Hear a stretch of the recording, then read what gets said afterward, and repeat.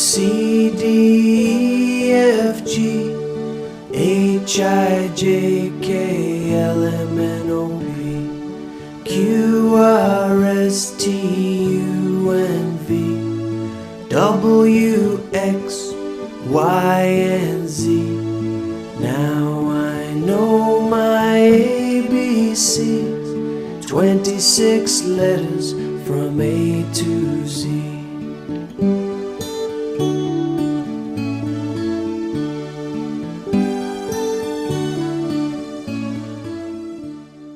За сайн байцгаана уу та бүхэнд энэ өдрийн мэндийг хүргэе.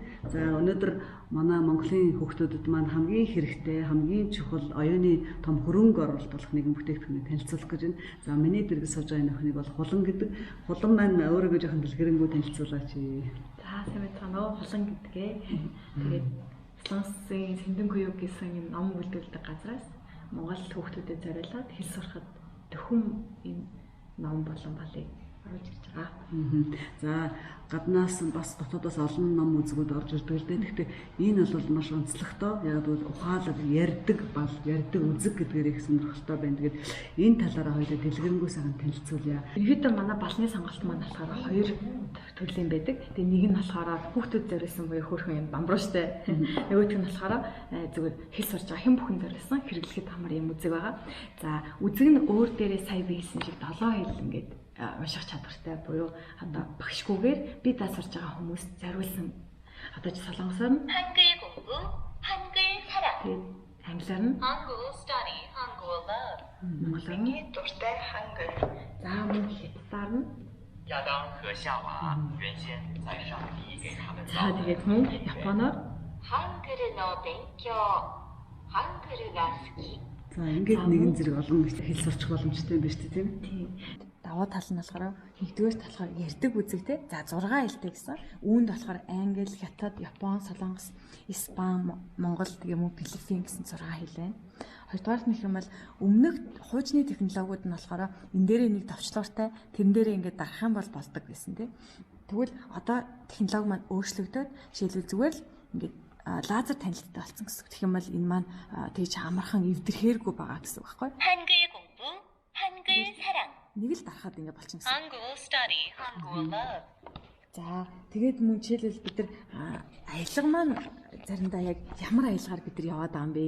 니은, Тэ гэдэг юу гэдэг? Жишээлбэл яг англи бол англи, солонгос бол яг солонгос хүнийх нь аялгаар сурвал бидэрт гадаад очиж тэр хэлийг ерөөхдөө айгу хурдан сайжруулад явчих боломжтой. Одоо ямар нэгэн багшгүйгээр яг одоо үнэтэй байдаг тэр шар үстэй эсвэл тэр солонгос хүнийг заавал авчих биш. Балаа хараал хүүхд маань дуудлагаа сайжруулах боломжтой.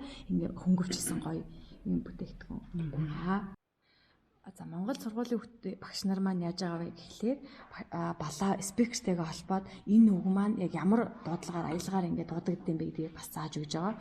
Тэгээд заримдаа болохоор багш нар маань сурсан аялга нь янз янз байдаг. Тэгвэл энэ бол нь болохоор яг үндсэн аялгаар нь яг англи хэлэл англи багшаар нь солонгос багш, испани бол испани багш, хятад багшийнх нь дууг нь хураацсан учраас аялгын хувьд одоо асуудалгүй би буруу аялалтаа сурчлаа гэх юм бол байхгүй. Яг л тухайн орны иргэнээр нь заалгасантай яг адилхан гэж ойлгож болох нь шүү дээ, тийм ээ.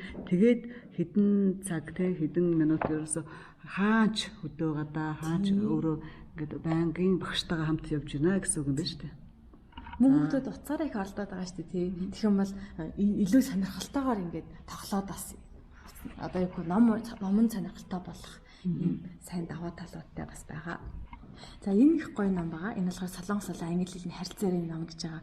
За ном гингүүл хүмүүс яадаг вэ гэхлээр хүүхдүүд маань ном учраас би нөгөө амар их дүрм юм байна гэж дүрмээ бодоод аягүй яадаг. Тэгвэл одоо энэ гоё үсгээ тавтлаа.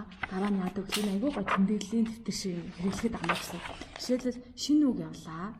За тэгвэл бид нар дүрмээс илүүгээр энэ үгийг за өвөө гэдэг үгийг эсвэл анкл гэдэг үгийг те авах гэдэг үгийг бид нар яг яаж өгүүлбэрт оруулах юм бэ гэд ийм хөрх өгүүлбэртэй асуулттай хариулттай гэсэн.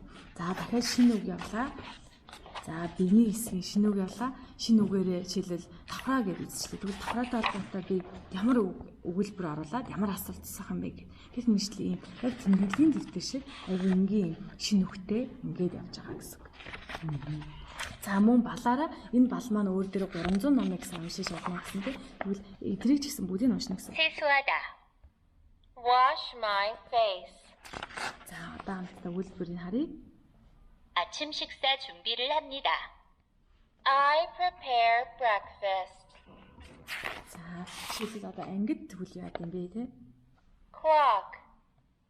시계. Globe. 지구본. За ингээд үгээс сурчлаа. Үйлдвэрт оруулна гэсэн үг. 어느 학교에 다니나요? Гэх мэтлэнгээр за Өөр дэлгэрүүлж чад явуулах нь шүү дээ. Тэгээ хуудас зөвлөлт гэсэн ингээ хүндрээл явна гэсэн. Анги байла, хувц байла, ингээ тоо байла гэд.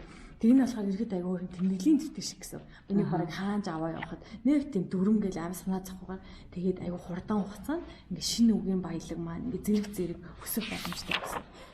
Өөр дээрээ болохоор дуу хураагчтай. Хичээлэл за хоёлаа. Let's record. Энэ юм бол хүүхд маань хичээлээ хийчээд дараа нь өө би үгээ яаж тавтаж байгаа юм бэ гэдгээ тавтах боломжтой. Өөрөө шалгах боломжтой тийм ээ. үгээ яаж татчих байгаа юм бэ гэдэг. Ингээд тавтах боломжтой.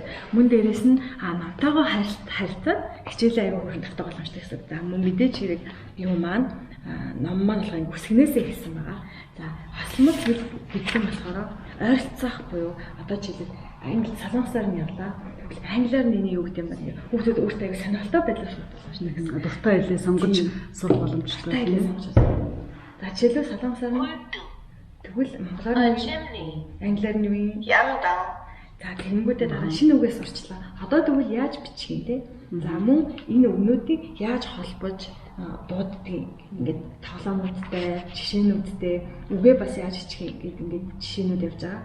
За мөн хүүхдүүд сахад хамгийн одоо эргэлзээтэй байдаг тоонууд гэдэг. Жишээлбэл хандтай солонгос хэл юм уу хятад хэлэнд маань хандтай байдаг те. Тэгвэл энэ 1 1 за ингээд тайлбарчлаа. Тэгвэл өгүүлбэртэй тоотой холбоотой ямар өгүүлбэр хамгийн их хэрэглэгддэг юм бэ? 1981년 8월 16일입니다. What is your date of birth? 생년월일은 어떻게 되나요? Ингээ гэх мэт өгүүлбэр зохиогоол хүүхд маань ингээ сураад өгүүлбэрт оруулаад явчихна гэсэн үг. Тийм бай маш сонирхолтой аргаар тийм ээ. Энэ нөгөө үзгэн дээрээ жишээлбэл хилээ солино гэж байхгүй юу? Үзгэн дээр бол хэл солино гэж аахгүй. Жишээл хоёлаа Зүгээр ном ямар ном дээр тавьснаар шалгаад шууд тухайн орны хоёлоор л яриад авчихна шүү дээ тийм ээ. жишээл хоёлаа одоо юу Японы яг харах юм бол ингээд Япон хэлэн дээрээ шууд гашна. 한글의勉強. 한글가 好き. Гэх мэтлэн за саяны ингээ хөөрхөн дуунууд байгаад гэх юм бол англиар 야마오쿠의 小さな泉. гэх мэтлэн 誰が来て飲むのかな? curtain. A curtain. curtain. гэх мэтлэн ингээ явчихна гэсэн. Тэгэхээр таниулах шаардлагагүй. Балан дээр маань өөрөө таниулсан байгаа учраас зүгээр ном нь байхад л тийм ээ. Тийм. Балан үзэг маань болохоор 1 жилийн баталгаа өгнө. Гэхдээ жишээл хүүхдүүд маань тоглож байгаа энэ электрон зүйл учраас нэг унгаагаад ч юм уу хагалах юу магадaltaй учраас маш болгоомжтойгоор харьцах хэрэгтэй. Унгаагаас бусад гэмтэл гарсан жишээлбэл спикер байдаг гэсэн үү те эсвэл нэг товчны ажиллагаа болдог гэсэн үү ийм тохиолдолд манайхан жилийн баталгаа өгж байгаа. Энэ дээр ингээд чихвчээ холбочихно гэсэн үг те ангид биш бол те за мөн цэнгэлчин гэсэн. За цэнгээ болохоор ерөнхийдөө 7 өдөр байх чинь аюу хэрэглээ баг нэг бүтэн өдөржин аюу завгүй хэрэглэхэд 3 өдөр цэнгээ барих боломжтой гэсэн. Тэгэл гой цэнгэлээ авчна гэсэн. Хамгийн ойр юм биш гэрт одоо 24 цагийн турш хамтдаа байдаг багш шүү дээ тийм ээ. Одоо нэг сургалтын дамжаан сурлаа гэх чинь 1 цаг хичээл нь 2 цаг хичээл нь тэгэнгүүтээ дахиад асуух гэхээр заавал маргааш нь ч юм уу дараагийн өдөр нь очиж асуух болно. Энд чинь бол нэг 10 удаа 100 удаа бараг 1000 удаа дарсан ч гэсэн болохоор тий.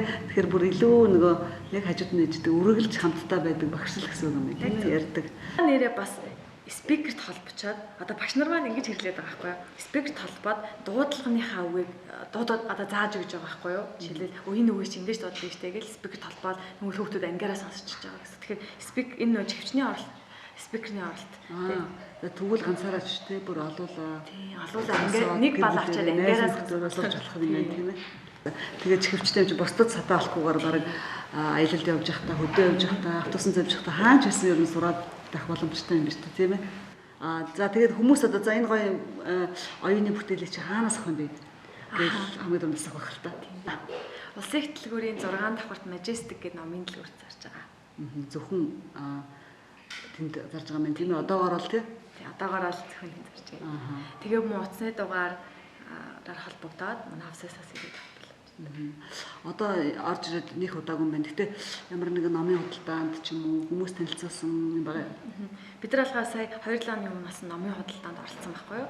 Тэгээд жилд 2 удаа Монголд номын худалдаа болдог тий, номын баяр болдог. Тэгээд бид нар оролцоод ерөнхийдөө энийг таниулсан байгаа. Тэнд очисон хүүхдүүд нэлээд сонирхсан. Өө санаа хоорондоо балаа талтай. Тэгээд тийм байна. Тэгээ хүүхдүүд болон өсвөр насныхан оюутнууд, томчууд ер нь бол ямар ч хэлийг ер нь ямар ч эрдэмийг сурахад хэзээ ч оройтдаггүй. Настай хүмүүс ч сурж болно. Сурахад бол эрдэмд бол оройгүй байгаарай гэдэг чинь тийм ээ. Гой суурьтайгаас нь бас сураад үзээрэй. Тэгээд манайх одоо дөнгөж бараагаа танилцуулаад ингэ эхэлж байгаа. Тэгээд өөрөөр хэлэх юм бол бал авсан хүмүүс бол ном авсан хүмүүстэй зориулаад нийт 2 удаагийн ингээд манай Солонгос багштай номоороо ер нь яаж явж байгаа. Тэгээд жишээлбэл хэлийг яаж хүмүүнтэй харилцдаг. Номноос урчаад заримдаа ярилцгаар нэг өөр очдөг шүү дээ. Тэгмэл манай Солонгос багш нар байгаа. Тэр багш нар маань болохоор өнгөө 2 удаагийн хичээлд хамрагдах боломжтой гэсэн. Хэр нөгөө төвшөнд сурж ийн, хэр зөв сурж ийн гэд баттгаж явж ингээд өнгөө сургалтыг явуулж байгаа юм шүү дээ тийм ээ. Тэгээд цаашлаа багштайгаа тохироод гоё бас ярилцаад суралцах боломжтой юм хөрхөн бас байгаа. За их хэрэгтэй юм байна. Оюуны хөрөнгө оруулалт гэдэг чинь асар том хөрөнгө оруулалт. Тийм учраас манай хүүхдүүдэд бол бүр дэлхийн аль ч орны хүмүүстэй өөрөө харилцаж чадах тийм сайхан боломжийг оюуны хөрөнгө оруулалтад хийж байгаа гэдэг та бүхэнд маш их баярлалаа. Баярлалаа.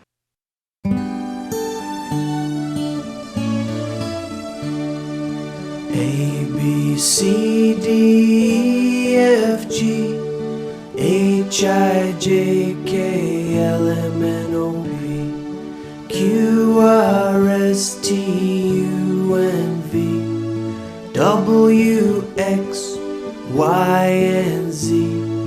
Now I know my ABCs, 26 letters from A to Z.